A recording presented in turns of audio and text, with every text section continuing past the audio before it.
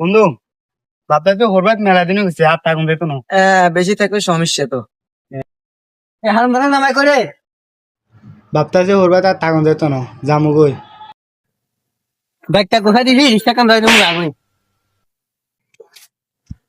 কই রে জামাইরে বিদায় দিয়েছি বাগাগুলো সাইকেল আনছে বা পালা বলে সেরে আনবে সেরিয়ে খেয়ে যায়। A few moments later. জামা চাচ্ছা ইয়া হরবাত না যেতে সামনে হাসাই গেছো ইকে বলে একটা জাম হয়ে গেলো ইয়ে ওর ভাই তুমি যায় না।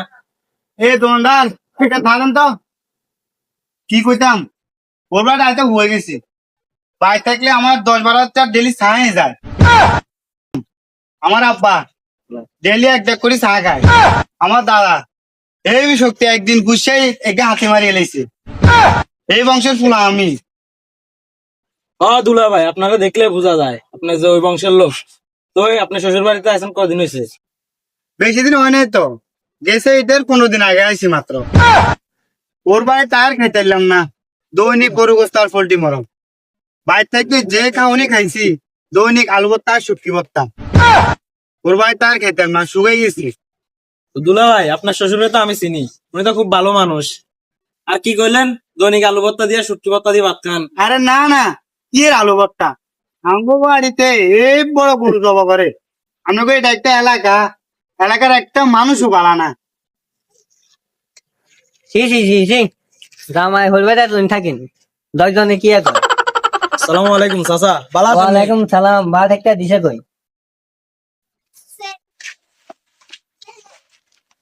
এই জামাই হরবাত তুমি থাকেন মানুষের কানা খোঁজা করে এটা কি বালা জিনিস নি ও চাচা ঠিক কইছো।